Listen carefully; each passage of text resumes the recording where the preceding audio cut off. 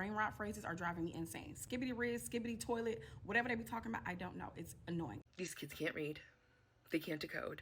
They have no vocabulary, no background knowledge. I've never seen anything like it. The kids can't read, write, or remember anything or use their imaginations, and the teachers are wondering why. This next generation is being raised on 30-second TikTok videos, phones, iPads, AI slop videos, and I feel like we're just now starting to see the consequences. We're going to be covering all of it. The reading, the screens, the fact that teachers can't even fail anybody anymore, and why so many of them are walking away from the job entirely. And learning has literally never been easier, but these kids are struggling for some reason more than ever. And the thing is that this doesn't even just stop in elementary school. We have college professors saying their incoming freshmen can barely get through a paragraph, but we'll talk about that later in the video. So, buckle up guys and gals, because we have a lot to cover today, and this first clip I'm about to show you literally left me speechless. Read the end score for me. She wore a suit, clothes that were... Who's this for? Extraordinary, but somewhat Gertrude? Now explain what that means. I don't know. She wore a sahalat of clothes that were extraordinary, whatever, bro, but somewhat gooch. What does that mean? She wore a lot. Wait, she wore, bro. I don't know, bro. Can you take the card back, please? She wore a...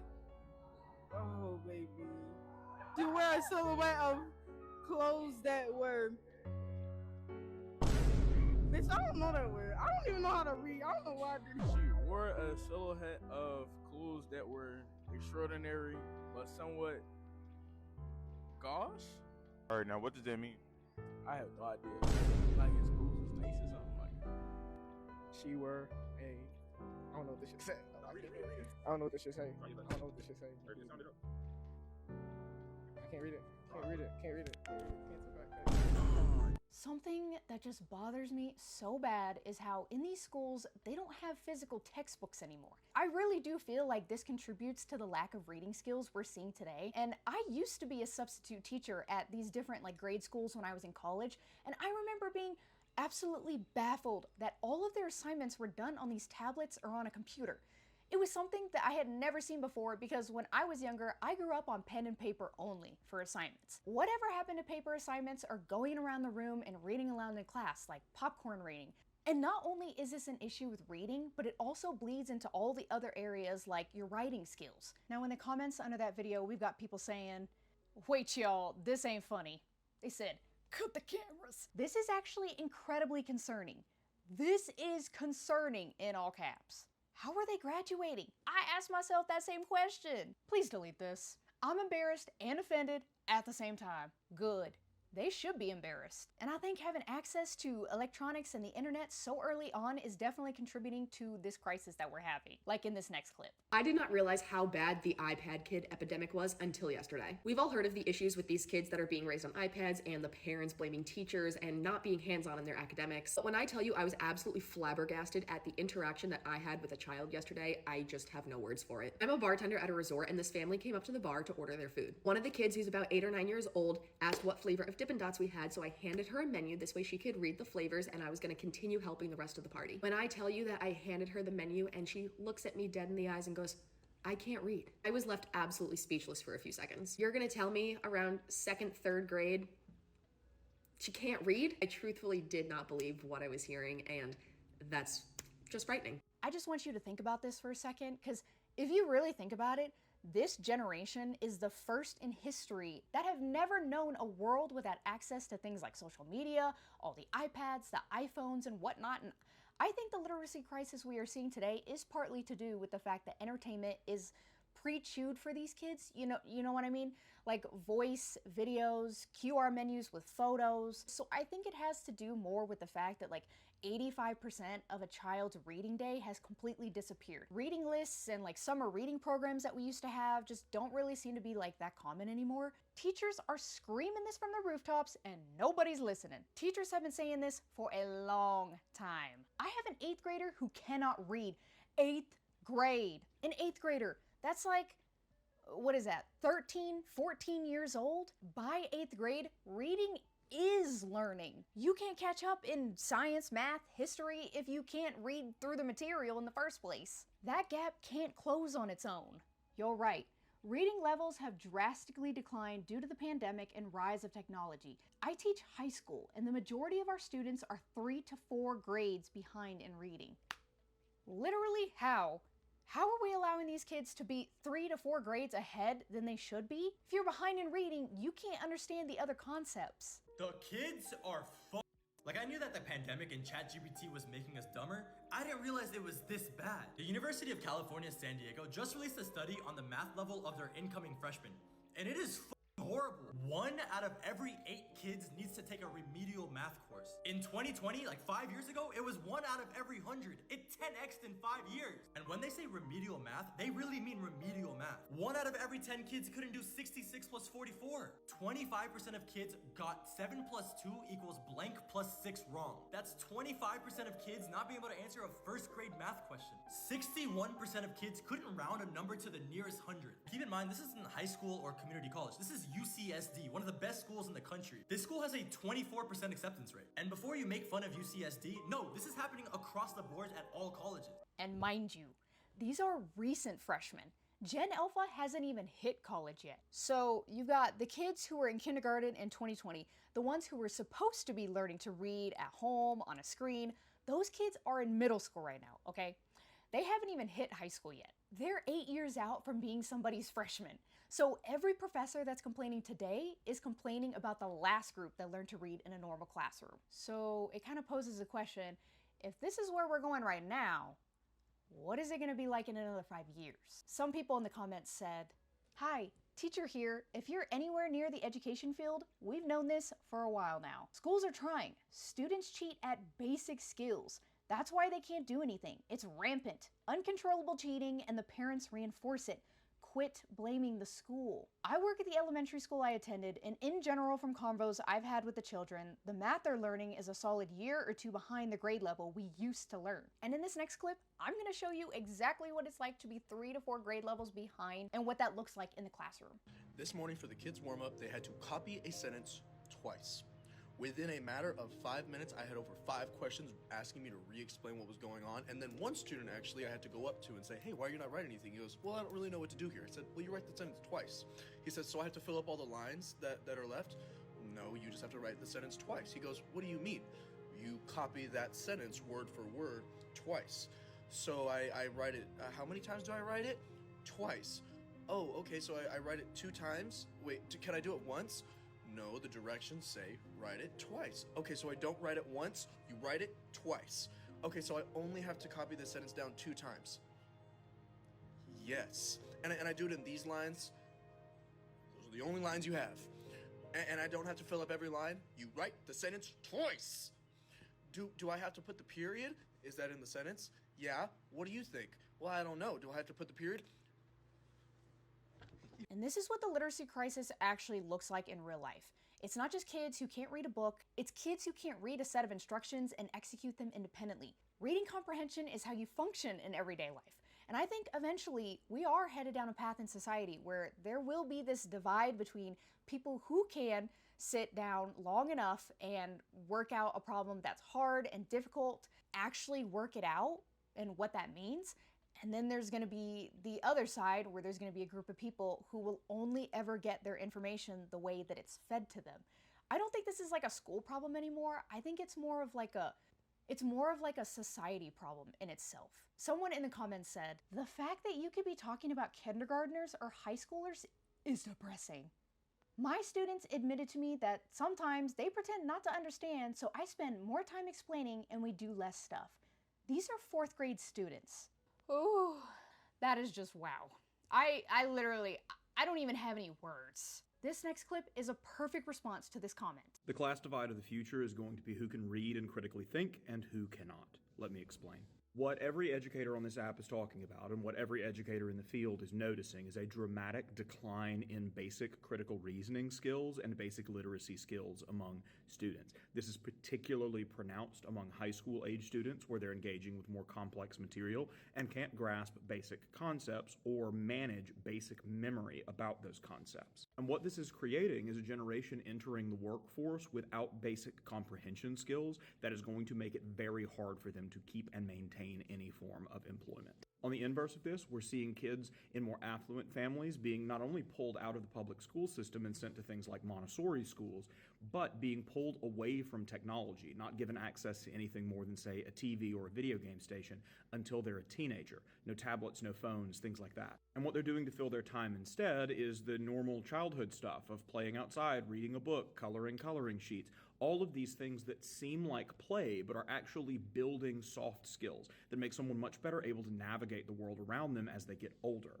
The gap is not going to be who can use AI and who cannot. The gap is not going to be who is an all-star on the ACT with a full ride and who is not.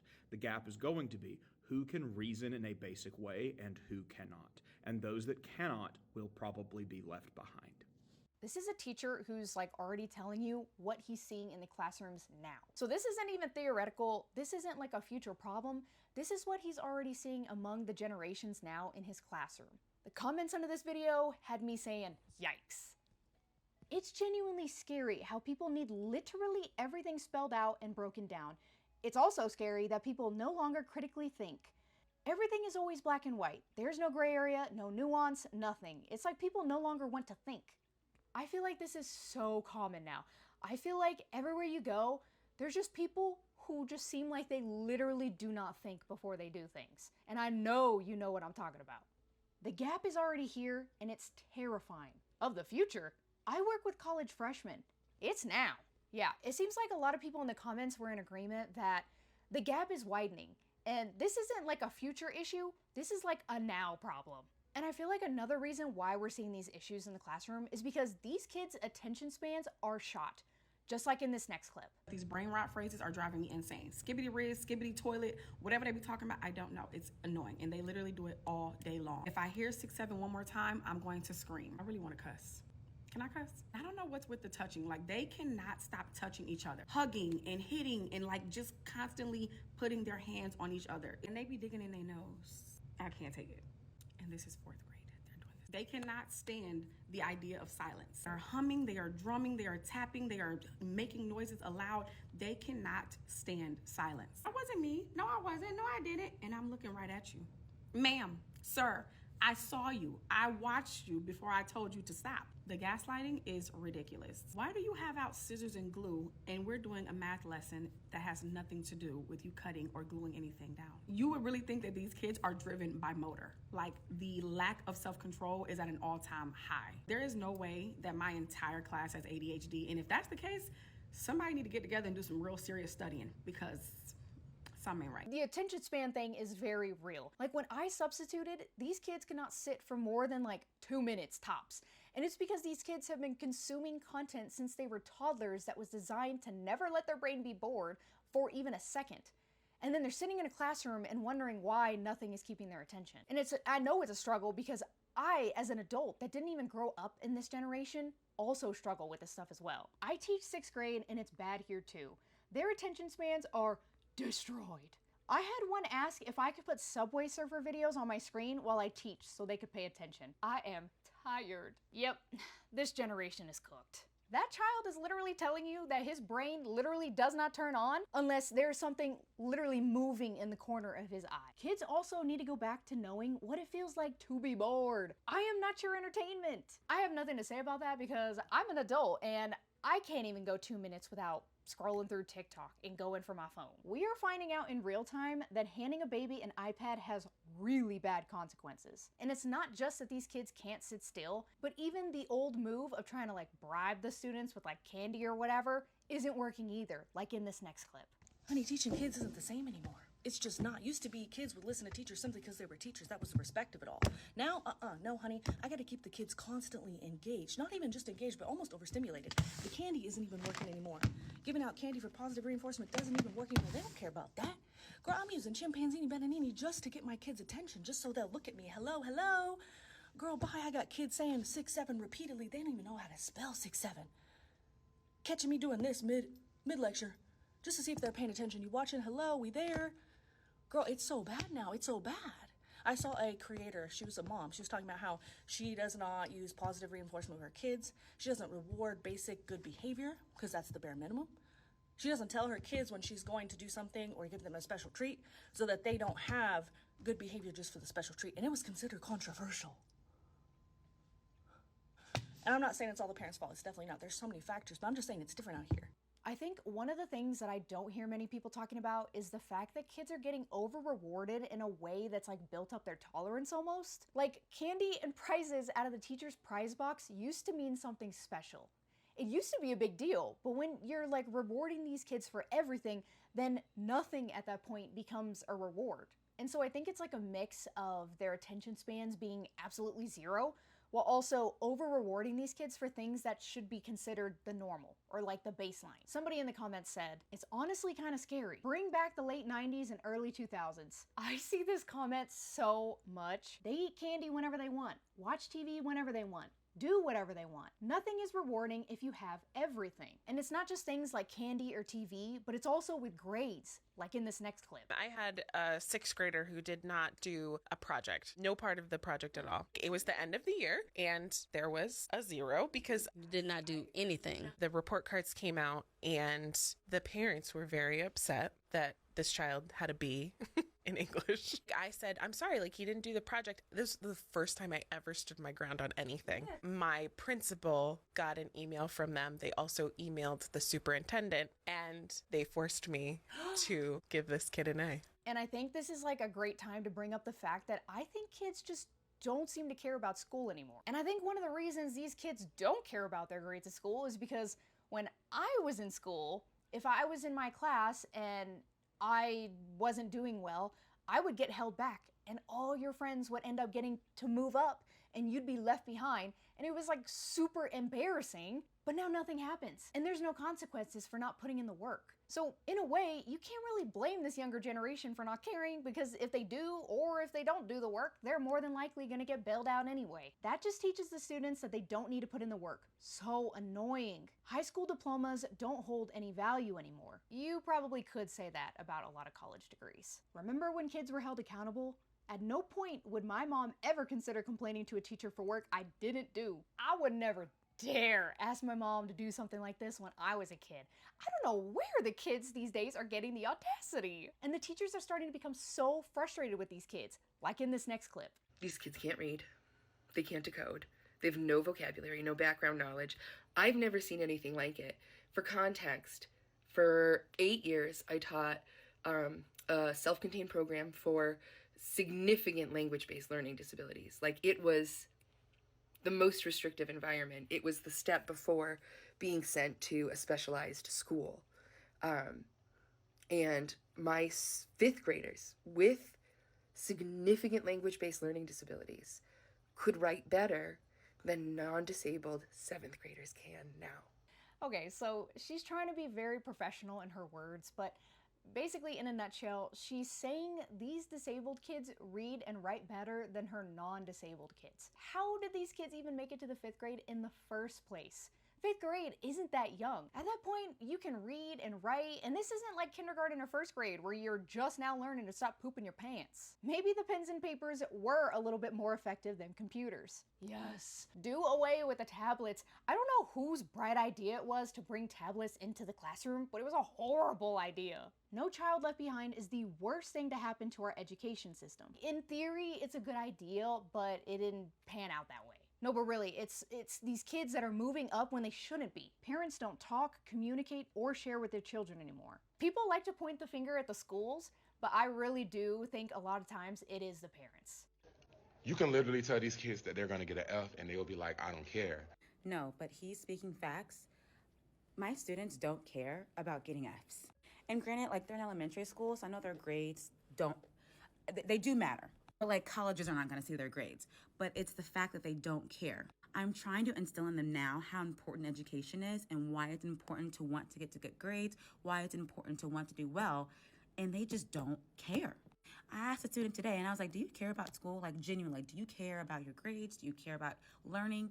Do you care about doing well in school? And they looked at me and said, no, I don't. So no matter how many flips and tricks I do, caring about school comes down to the parents. If the parents have a positive outlook on education, that will trickle down to their child, and that child would also have a positive outlook on education. Kids mimic what their parents do. So if their parents don't care about education, their child probably won't either. I do think the education schooling system is really outdated. Some of the comments said, we are living in a time where education doesn't directly equate to financial success, and they see that at home. These kids are now seeing online that they can become YouTubers, TikTokers, influencers, streamers. And so they think, well, why do I need to get education? Why do I need to learn these things if I can just become a streamer? So it's really hard to motivate these kids to be like, hey, like that's fine if you want to strive to maybe be like a streamer, YouTuber, influencer, whatever, like in the future. But the problem is you, regardless of whatever path you take with your career, like you still need to know how to read, write, do math. I cried over B's back in the day. I cannot fathom letting F just happen. Yeah, because when I was a kid and I brought my report card home and I had any F's, I knew I was getting a whooping once I got home. I understand, but then we should start teaching them things they need. I don't use 90% of what I learned. I think we need to switch education in these classrooms from learning things like what is photosynthesis and what is the square root of pi or whatever. And I think we should change it to a way where we're teaching kids how to actually function as like adults in the future. Like money management, cooking classes, like things that we're actually gonna use, like taxes, all of that stuff. And what's scary is the literacy crisis isn't just in these like grade school classrooms. There are college professors that are now seeing this stuff in these universities, like in this next clip. I was given the god-awful assignment of a group paper. When I tell you, I don't know how people graduated high school. How are you in college when you can't write? Everything is written in passive voice. There's questions in a research paper, like question mark is being used. Let me just read you a sentence, and this is not one of the worst ones. These types of disorders typically run in families and raise your chances more and more of getting them as you get older. Who didn't correct you in writing like that? Another one. They do tests to find diseases such as epilepsy or breast cancer / colon cancer. Those aren't the same thing, no slap. Who is they? Who is they? Who? So I'm ripping my hair out rewriting this entire paper.